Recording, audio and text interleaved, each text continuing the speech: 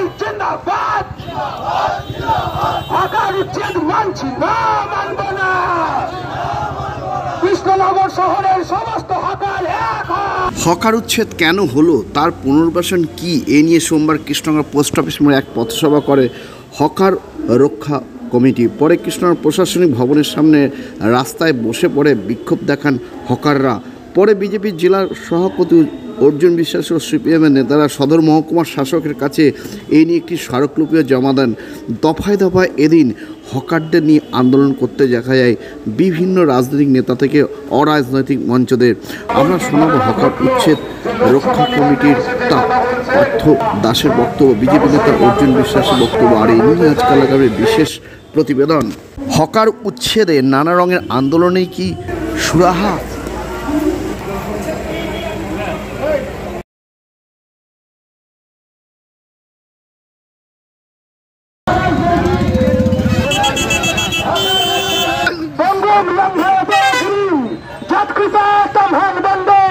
শ্রী গুরু দিনতারিণম শ্রী চৈতন্য মিশ্রম পরমানন্দ মাধবম।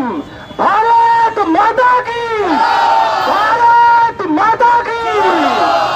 বন্ধুরা, মাথার ঘাম পায়ে ফেলে তারা যুগে উপার্জন করে, যারা কোনো সরকারি চাকরি কিংবা সরকারি ভাতার জন্য হা করে সরকারের দিকে, তোমাদের কৃষ্ণনগর শহরের সেই সমস্ত পরিশ্রমী মহান হকার ভাইরা আজকে এক জায়গায় জড়ো হয়েছে। কি কারণে? উইদাউট এনি নোটিশ তাদের পুনর্বাসনের কোনো ব্যবস্থা না করে, তাদের রুটির কোনো ব্যবস্থা না করে হঠাৎ করে তাদের চাল চুলো সব ভেঙে দেওয়া হচ্ছে। এই অন্যায় আর এই অপরাধের প্রতিবাদে আজকে কৃষ্ণনগর তথা নদিয়া জেলার সমস্ত হকার ভাইয়েরা এক জায়গায় এক ছাতার তলায় এসেছে। হ্যাঁ, সম্পূর্ণ অরাজনৈতিক এবং হকার রক্ষা মঞ্চ আজকে কৃষ্ণনগর পোস্ট অফিসের মোড়ে এক জায়গায় জড়ো হয়েছে একটাই কারণ, যে কিছুদিন আগে আমরা জানতে পাই আমাদের রাজ্যের মাননীয় মুখ্যমন্ত্রী মমতা ব্যানার্জি উনি ফুটপাত ক্লিয়ার করার কথা বলেছেন। কিন্তু তার মানে তো এটা নয় যে ফুটপাত পরিষ্কার করা আর যারা দীর্ঘদিন 30-40 বছর ধরে 15-20 বছর ধরে মাথার উপরে একটা ছাদ নিয়ে রাস্তার এক পাশে সাধারণ মানুষকে সার্ভিস দিয়ে আসছে, তারা রুটির ব্যবস্থা নিজেরা করে নিয়েছে।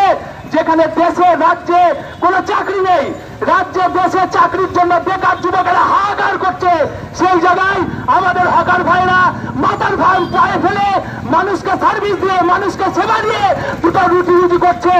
আজকে আমরা ডেপুটেশন দিতে এসেছি ম্যাডামের কাছে। আমাদের যে দাবি দেওয়া আমরা এখানে লিখেছি পয়েন্ট আকারে, এবং প্রত্যেকটা পয়েন্ট আকারে ওনাদের সাথে আলোচনা হয়েছে এবং উনি আমাদের সঙ্গে সহমত হয়েছে।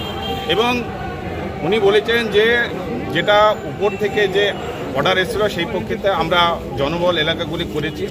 আমরা সেখানে দাবি করেছি যারা এইরকমভাবে অবৈধ উচ্ছেদ করা হয়েছে তাদেরকে আবার স্থায়ী ওখানটায় ব্যবসা করার জন্য ব্যবস্থা করতে হবে, তাদের রুটি রোজগারের ব্যবস্থা করতে হবে, এবং উইদাউট নোটিশে আর কোনো হকারদের উচ্ছেদ করা যাবে না।